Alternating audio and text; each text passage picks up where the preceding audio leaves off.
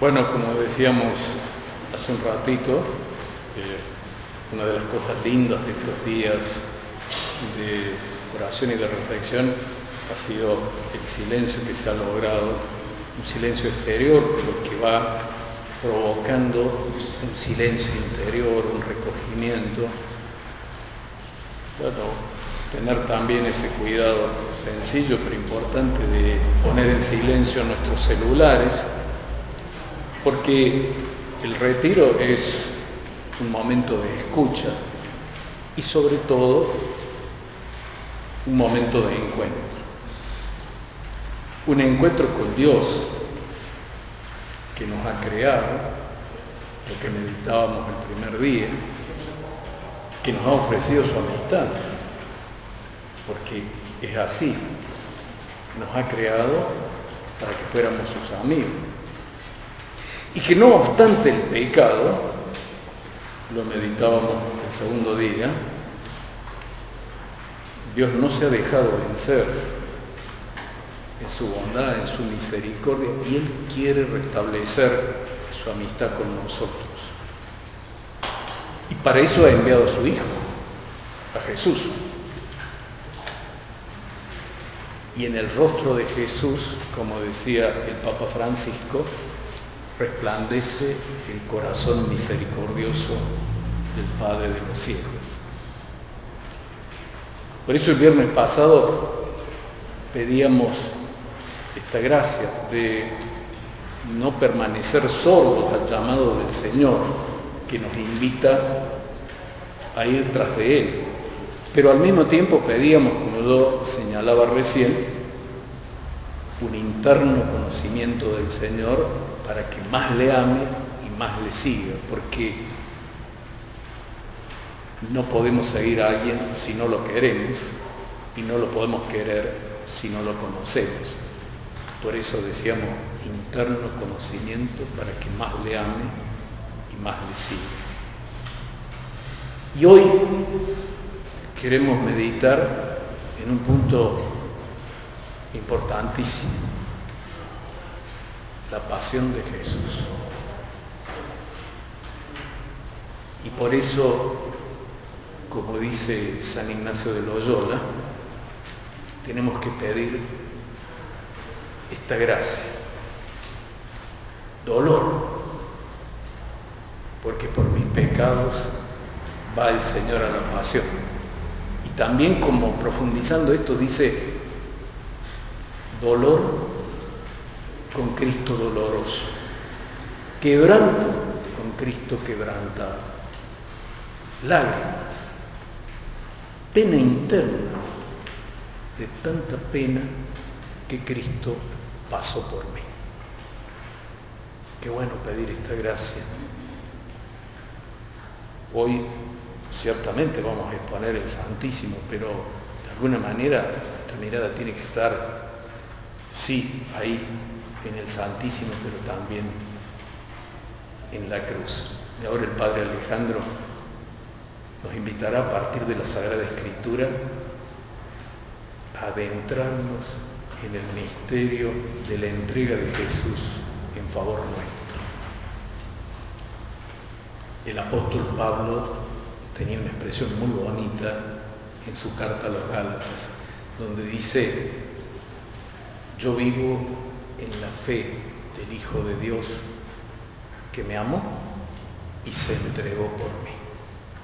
Queremos mirar un poquito esa entrega de Jesús por nosotros. A eso nos va a ayudar la lectura que haga el Padre Alejandro de los textos de la Escritura. Después, como hemos hecho en las otras noches, expondremos el Santísimo para nuestra reflexión, nuestra oración, y ahí donde yo vea que algo me impacta, algo me toca especialmente en el corazón, hay que dar. Después de ese rato más largo de oración, brevemente vamos a meditar sobre el Salmo 21, se les ha entregado la hojita, que anuncia proféticamente la pasión de Jesús. Y luego finalizaremos con la bendición con el Santísimo.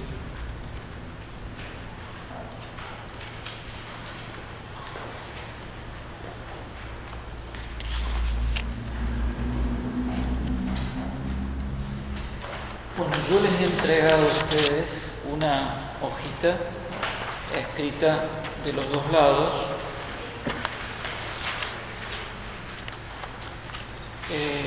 En una de las carillas tiene unos puntos del catecismo y del otro lado tiene unos textos, ¿sí?, con una breve síntesis arriba, lo que Monseñor nos invitaba a pedir, ¿no?, este dolor y confusión por mis pecados, que son aquello por lo cual Jesús va a la cruz. ¿Y por qué propongo esto de partir desde el catecismo y de algunos textos que no son precisamente de la pasión? Porque creo que ahora, con este itinerario que hemos hecho, ustedes están como en condiciones de tomar el relato de la pasión que más les atraiga, que más les haya llegado. El de este año, que es el de la Pasión según San Marcos, o la que leemos todos los Viernes Santos, que es la Pasión según San Juan, un poco más larga. Por ahí, la que ustedes prefieran, o quedarse con una parte, ¿no? Como decía, allí donde encontraron gusto, ahí donde encontraron rumia, bueno, ahí quedarse.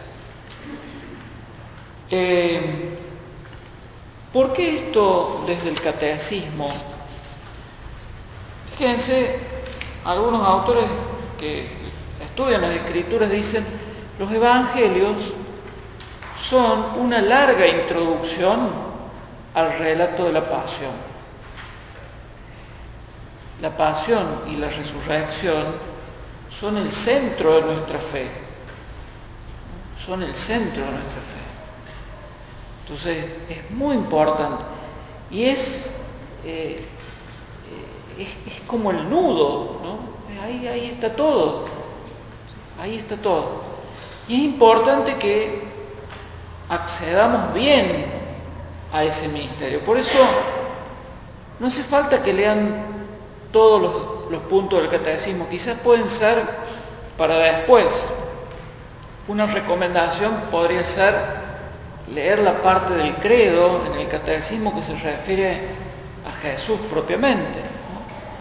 Pero puntualizo 2 o 3 cositas que nos pueden servir como de marco, y después pasamos a los textos que van como a iluminar el relato que ustedes van a elegir y van a leer, ¿no? En el punto 599 del catecismo: la muerte violenta de Jesús no fue fruto del azar en una desgraciada constelación de circunstancias. Pertenece al misterio del designio de Dios. Cada una de esas palabras tiene un peso importantísimo, ¿no? Misterio no significa algo oculto, sino verdad que brilla. Que porque brilla, por ahí se nos esconde.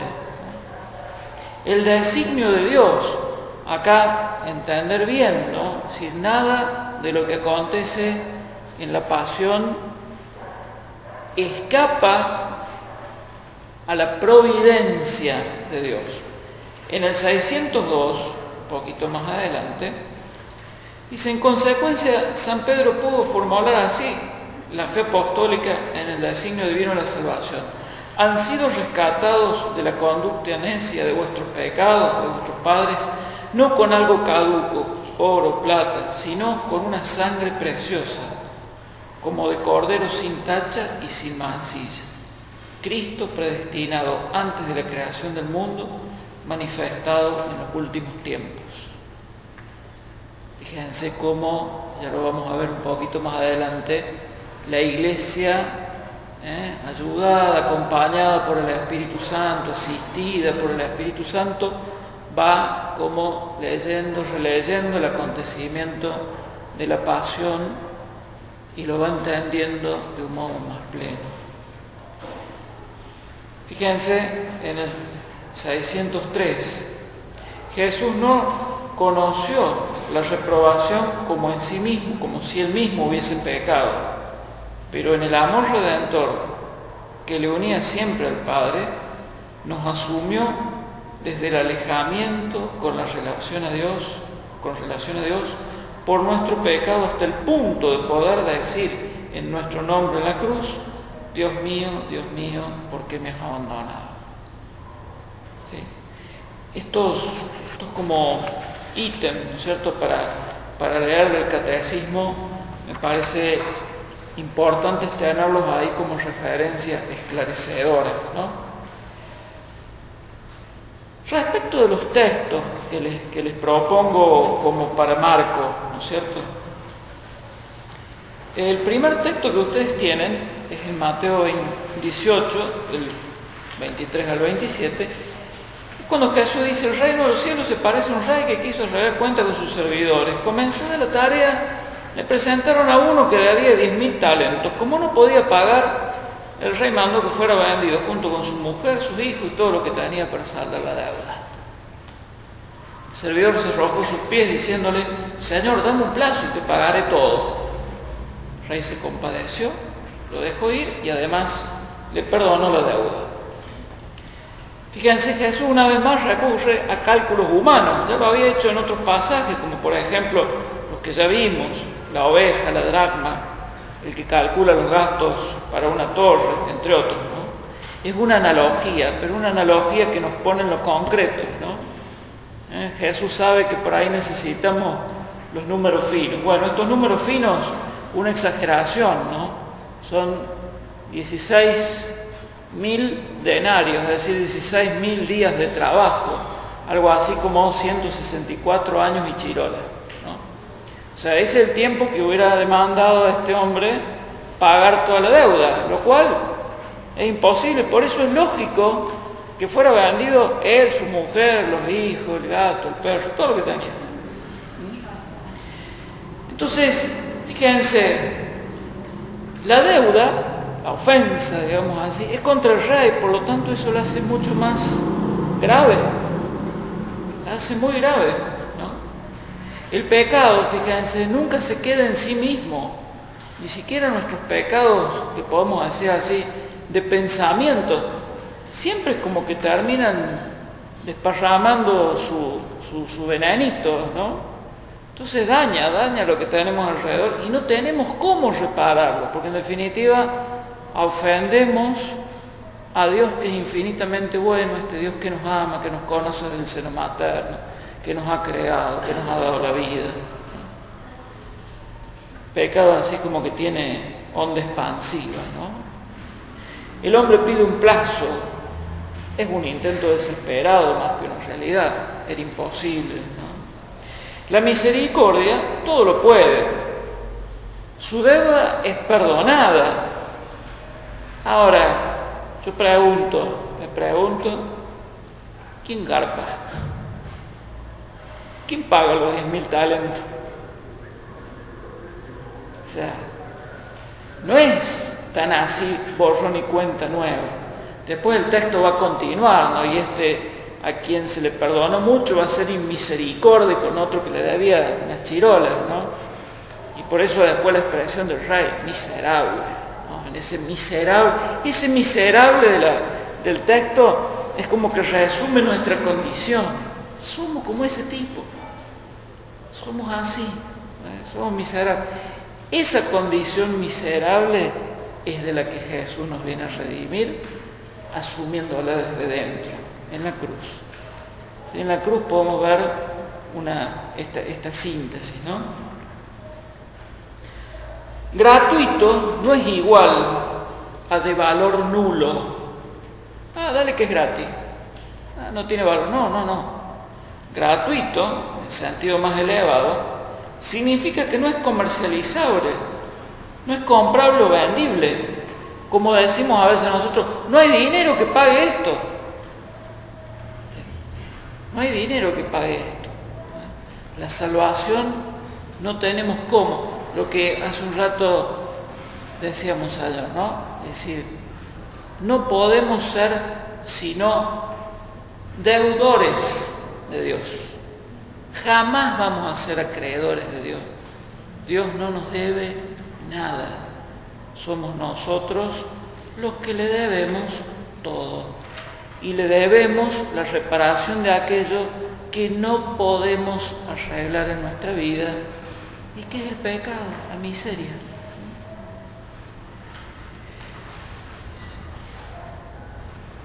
El texto de Isaías 53, conocido como el servidor sufriente, si leemos el texto, vamos a ver que tiene en su redacción una tensión entre lo que vemos, redactado en un redactor nosotros lo vimos nosotros, y lo que realmente pasa cuando el texto se refiere al servidor.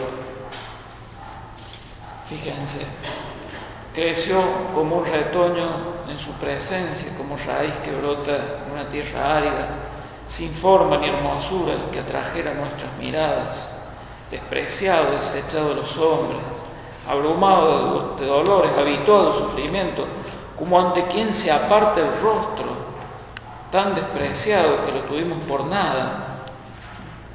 Y ahí la tensión, ¿no? Pero Él soportaba nuestros sufrimientos y cargaba nuestras dolencias, y nosotros lo consideramos golpeado, herido por Dios, humillado. Soportaba nuestros sufrimientos, sus heridas nos han curado, un texto que después va a tomar San Pedro para explicar lo mismo, ¿no? Otra expresión fuerte que tiene el texto: el Señor quiso aplastarlo con el sufrimiento, ¿no? Una expresión muy fuerte, ¿no? Solo si nos asomamos a la providencia de Dios comprendemos el sentido de estas palabras duras. Permitió que probara en lugar nuestro, dejó que la iniquidad humana se apoderara de Él.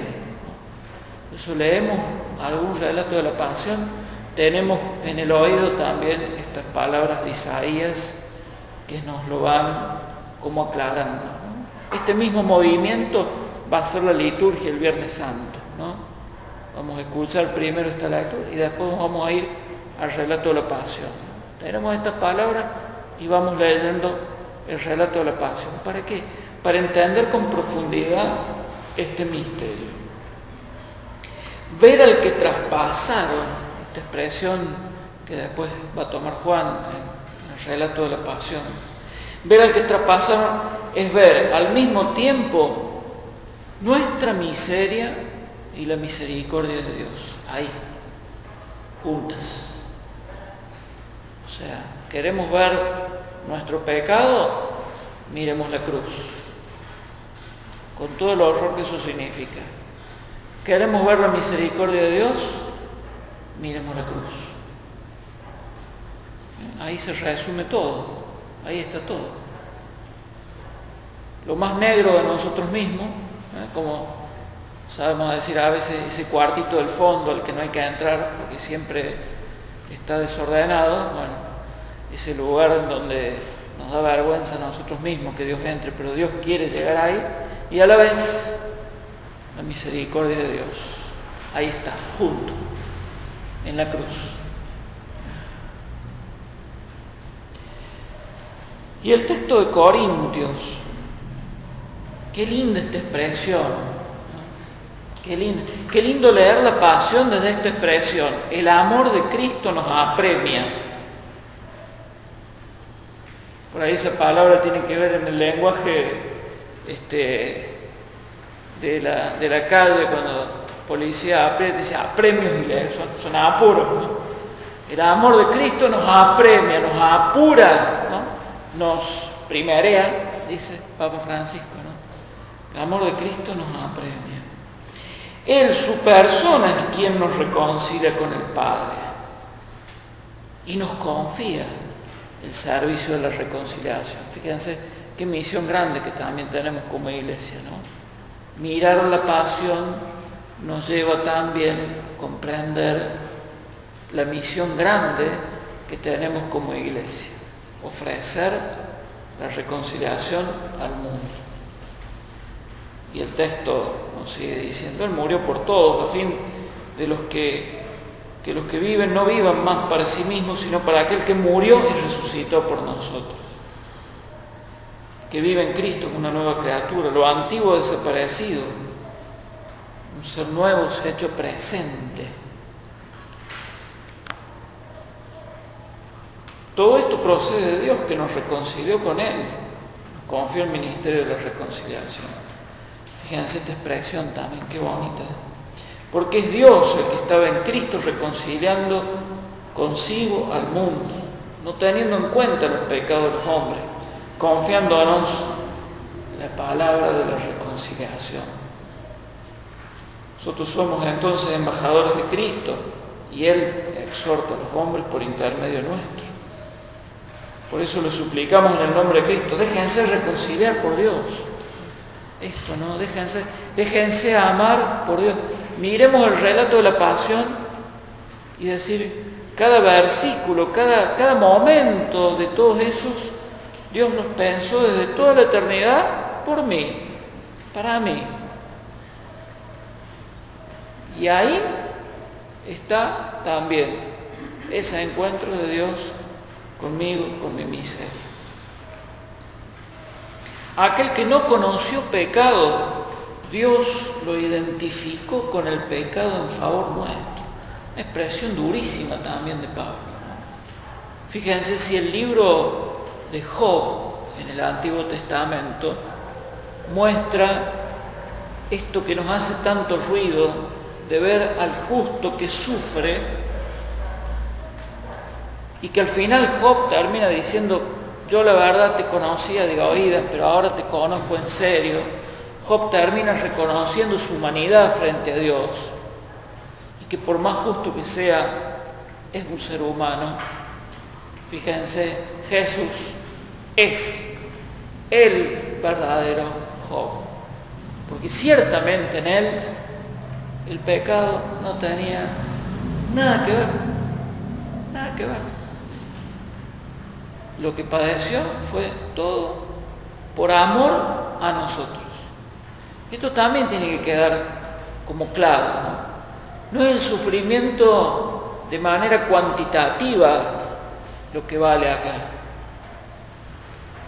sino quién es y por qué lo hace. ¿Quién es el Hijo de Dios hecho hombre, ¿no? La expresión del credo más largo, ¿no? Que por nosotros los hombres y por nuestra salvación hizo lo que hizo, ¿no? Por eso la invitación para este momento, tomar algún relato de la pasión, los pueden ubicar al final de los 4 evangelios, en los 4 evangelios está el relato de la pasión, parte de algún relato, alguno que haya quedado meditando, me siento atraído, o alguna escena de la pasión que me haya llegado, con la petición que hacíamos al comienzo, y dejar que nuestra imaginación, nuestros sentidos vayan acompañando la lectura, pongamos nuestra memoria sensitiva ahí, poder ponernos en lugar de Jesús o ponernos en lugar de los discípulos, ponernos en lugar de quienes estuvieron cerca, ¿no? Y dejar que el Señor en lo profundo de nuestro corazón vaya hablando a través de ese relato. Pedimos esa gracia.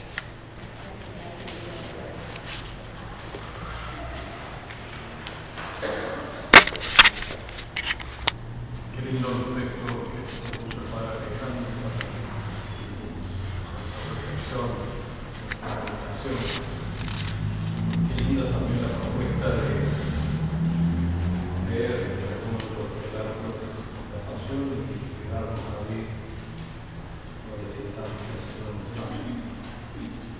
así como cuando compartíamos antes de comenzar este momento de que varios de ustedes durante la semana siguieron trabajando en cosas que habíamos reflexionado el viernes pasado. Qué lindo que también nosotros en esta semana próxima vayamos retomando algunas de las cosas. Fíjense que nos va metiendo de lleno también en lo propio de la Semana Santa, ¿no? Contemplar la pasión de Jesús en favor de todos nosotros y como disponer el corazón para lo que va a ser la buena noticia, la noticia reconcertante y maravillosa de su triunfo sobre la muerte y sobre el pecado, que es la causa de la muerte. Ahora yo les había facilitado el Salmo 21. Nosotros tenemos un cierto conocimiento de ese salmo, porque el domingo de Ramos, después de la primera lectura, se recita parte de este salmo. Y las primeras palabras de este salmo son las que Jesús dice sobre la cruz. Palabras fuertes, desconcertantes. ¿Por qué, Dios mío? ¿Por qué me has abandonado? Ahora, dicen los estudiosos de la Sagrada Escritura que cuando un israelita recitaba las primeras palabras de un salmo, estaba queriendo decir todo el salmo. Por eso, si nosotros lo recorremos, vamos a ver que al principio y al medio tiene un mensaje desgarrador, pero hacia el final hay una perspectiva de confianza, de abandono y de esperanza. Entonces, las palabras de Jesús sobre la cruz, como decía el Papa San Juan Pablo II, no son palabras de un desesperado. Son palabras de alguien que vive intensamente ese momento y que experimentando la soledad interior, abandonado, se abandona. Y esto es lo maravilloso de contemplar en la pasión de Jesús. Este que se siente abandonado se pone totalmente en las manos de Dios el Padre. Porque otra de las palabras de Jesús ahí sobre la cruz es: Señor, en tus manos encomiendo el espíritu. Y dice San Juan, inclinando la cabeza, entregó su espíritu. Jesús, abandonado, se abandona. Y ahí expresa la hondura, la profundidad, la seriedad de su amor por el Padre, llevando a término la obra que le encomendó, y su amor por nosotros, porque por nosotros se entregó, vivo en la fe del Hijo de Dios que me amó y se entregó por mí. Ahora, también, no solo por el relato de la pasión, sino también con este salmo, podemos trabajar a lo largo de la semana. Porque es como un anuncio profético de la pasión de Jesús. Fijémonos cómo se narra de manera desgarradora los sufrimientos. Hay poco de día y no respondo, de noche y no encuentro libertad. Pero aún ahí hay confianza.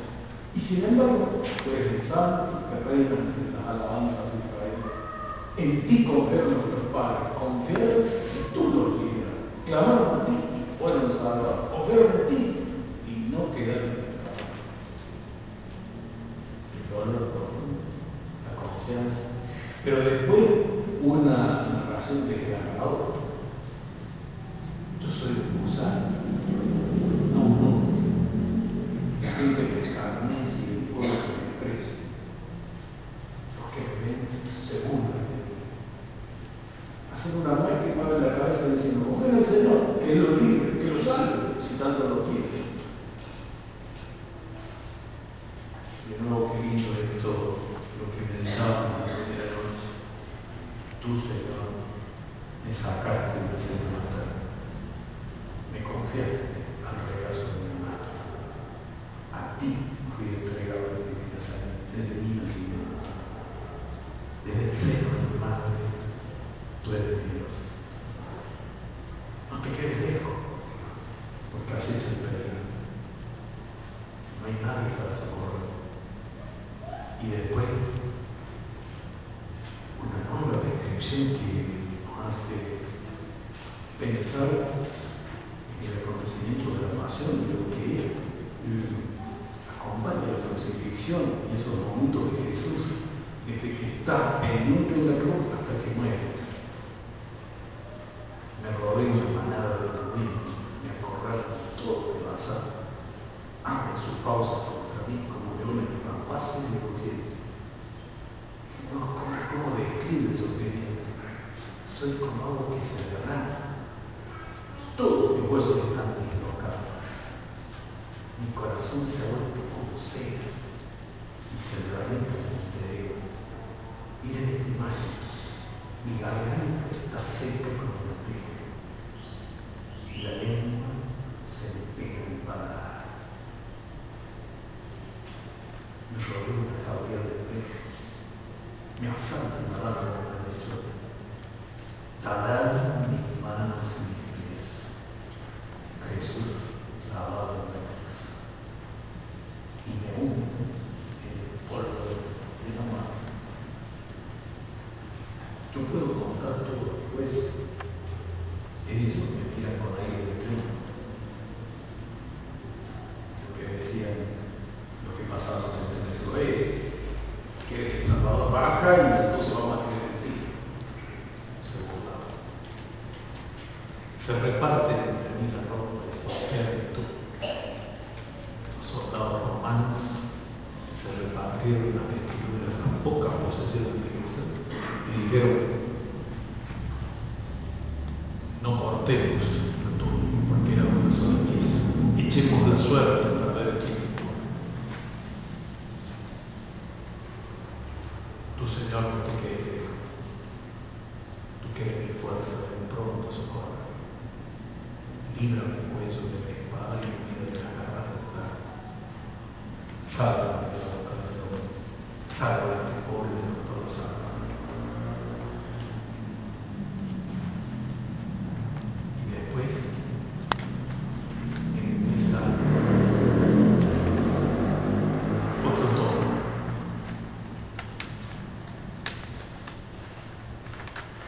La súplica se escuchaba.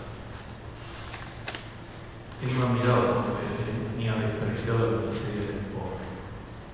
No le ocultó su rostro y lo escuchó cuando pidió auxilio. Por eso te alabaré en la gran asamblea y cumpliré mis votos delante de los fieles. Que sus corazones vivan para siempre. Solo el Señor es Rey y Él gobierna las naciones. Todos los que duermen en el sepulcro se postrarán a su presencia. Todos los que bajaron a la tierra adorarán la gloria de Él. Y los que no tienen vida glorificarán su poder. Hablarán del Señor a la generación futura y anunciarán su justicia a los que nacerán después. Porque esta es la obra del Señor. Está como insinuando. Sin lugar a dudas, el salmista no se da cuenta. Dios que inspiraba esta oración estaba conspiradamente anunciando que la súplica del pobre, que la súplica del justo despreciado era escuchada, iba a ser escuchada, que la súplica de Jesús sobre la cruz ciertamente tenía cabida en el corazón de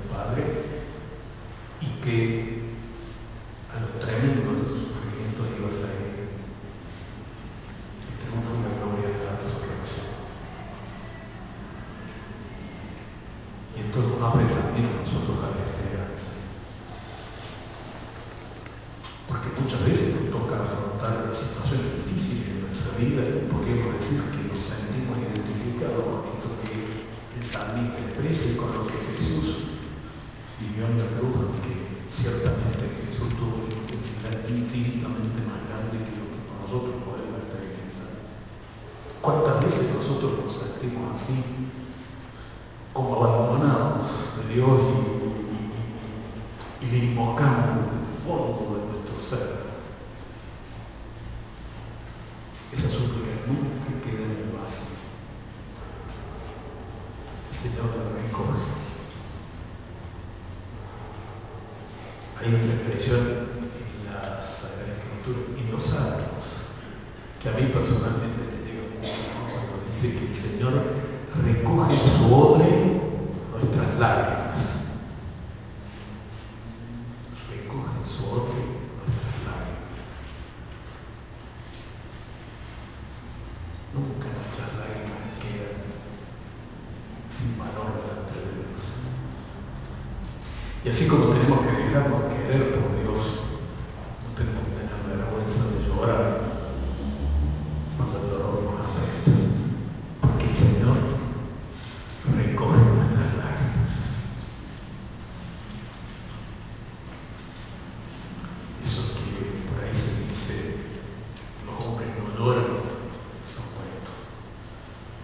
Todos necesitamos a veces desahogar nuestros dolores a través de las lágrimas. El Señor recoge las lágrimas. Pero para los que confían en Él, Él abre caminos. Como Jesús, que se entregó confiadamente en la mano de Padre y le abre el camino de la resurrección.